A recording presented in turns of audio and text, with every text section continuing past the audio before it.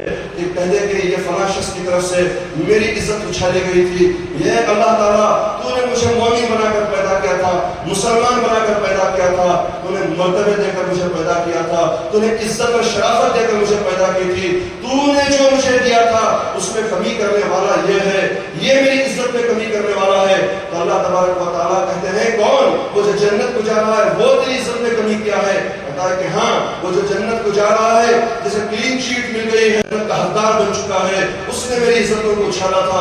اللہ تبارک و تعالیٰ سے جب ایسا اتنا ہی کہتے ہیں، کہنے والا جب کہے گا اللہ تعالیٰ سے واپس بلائے گا اور کہے گا کہ اس کے جو جو گناہ ہیں اس کے نام اعمال میں ٹرانسفر کر دو، اور وہ جنتی جو جنت کو جا رہا تھا اس کی نیکیاں اس کے نام اعمال میں ٹرانسفر کر دو۔ آخرت میں انپریڈکٹیبل معاملات ہوتے ہیں، اچانک جو ہے کسی کو جنت کا فیصلہ سنا دیا جاتا ہے اور کسی کو جہنم۔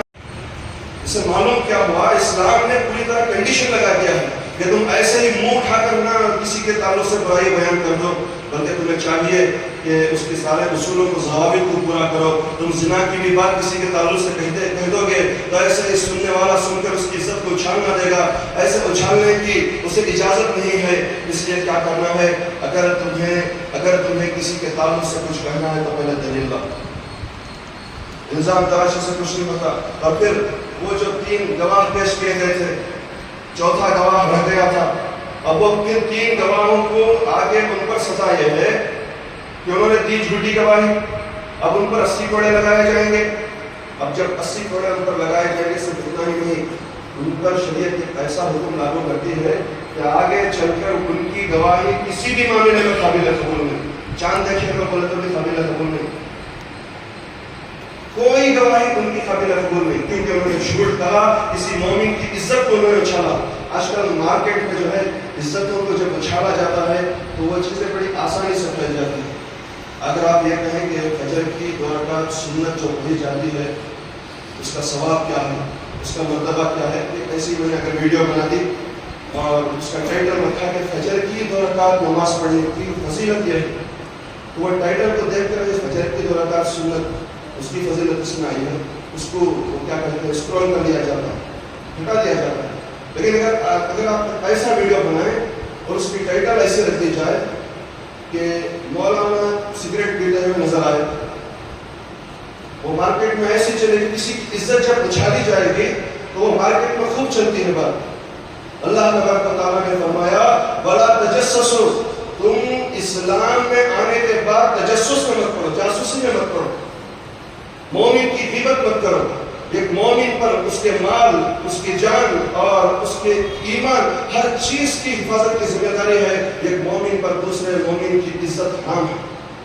لیکن مارکیٹ میں چلتا ہی یہی ہے کہ آپ ٹائٹل لگا کر دیکھیں، ہزاروں کی ویورشپ آ جائے گی۔ عزت کو چھانے کے ٹائٹلز لگائیں، آپ مشہور ہو جائیں گے۔ وہ مشہور نہیں، کسی دوسرے کی عزت اچھال کر اس کی بنیاد پر آپ نے جو عزت بنائی ہے وہ ناپائیدار ہے، اس کا پایا مضبوط نہیں ہے، وہ کیسے وہ تباہ ہو جائے گی وہ پتہ نہیں۔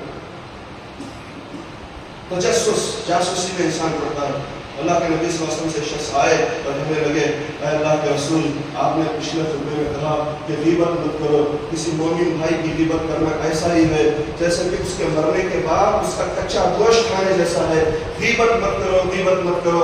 آپ نے فرمایا نہیں، مجھے غیبت اور چغلی کی اتنی عادت ہے کہ غیبت اگر نہ کروں، دن میں 1 دفعہ بھی غیبت نہ کروں تو مجھے نیند تک نہیں آتی، اس کا علاج کیا ہے سمجھ نہیں آ رہا۔ اللہ کے نبی نے فرمایا غیبت کرے بغیر نیند نہیں آتی، سکون نہیں پہنچتا، تشفی و تسلی نہیں پہنچتی، کوئی بات نہیں، دن میں یہ غیبت ضرور کر لینا، اپنی ماں کے تعلق سے غیبت کرو، اپنے باپ کے تعلق سے غیبت کرو۔ سمجھ گیا کہ رسول اللہ کیا بیان کرنا چاہتے ہیں۔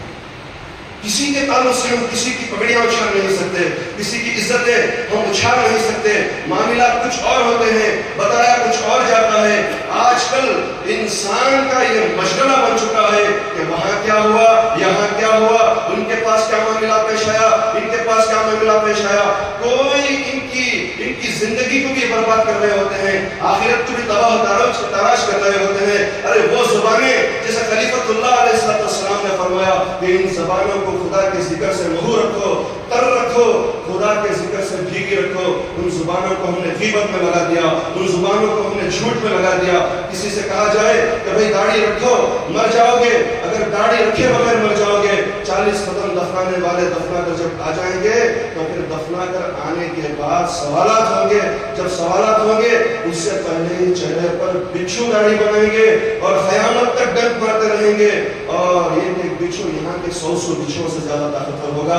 داڑھی رکھو کہا جاتا ہے تو کہتے ہیں کہ میاں کاروبار میں ہمیں جھوٹ کہنا پڑتا ہے اس لیے ہم داڑھی نہیں رکھ سکتے۔ ارے تو داڑھی رکھ، داڑھی کی وجہ سے جھوٹ چھوٹ جائے گی، لیکن ایک ایسی چیز ہے کہ برائیوں کو خود بخود ختم کر دیتی ہے کہ اللہ تبارک و تعالیٰ کا کلام ہی اس بات پر گواہ ہے۔ اللہ تبارک و تعالیٰ کا کلام بیان کرتا ہے کہ ان الصلاۃ تنہی عن الفحشاء والمنکر، بے شک نماز تمام برائیوں کو، تمام گناہوں کو روک دیتی ہے۔